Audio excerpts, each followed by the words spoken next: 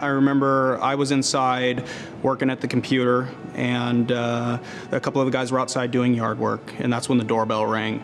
And I went and answered the door, and there was a young lady at the door, and I just asked, "Hi, what can we do for you?" And she immediately broke down. I hadn't been taking my antidepressants because financially we just couldn't afford it. I've got 3 kids and a husband, and I could feel myself go crazy, and I just couldn't pull myself out of it.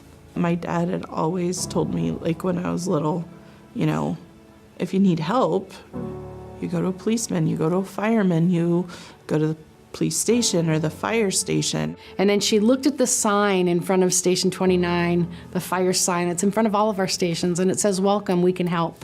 She had been walking around for hours contemplating, you know, okay, this car, am I gonna step out? And when she saw the sign, it was like, oh, help, maybe I should get help instead.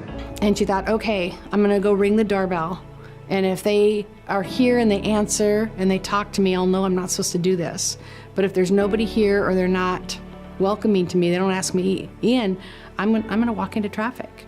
And she rang that doorbell, and not only did they answer, but they welcomed her in and made her feel safe. And they were present and they listened to her. They saved me by opening the door. She knew that those thoughts were wrong, and she didn't understand why she was having them. So at that point, you could tell that she did need us to intervene. And so what I did is I came back and I asked dispatch to send a tip volunteer. And I just reminded her that we're here to help her. If something else did come in, that there was somebody on their way. Sure enough, the bell rang, and we double checked and made sure. And by the time we had gotten down to our call, we had got canceled. So we turned right around and June was already here. June showed up and walked around the corner, and she just looked at me and smiled and said, "Are you waiting for me?" Just that comfort that you get only from when you know you're safe, she gave me that.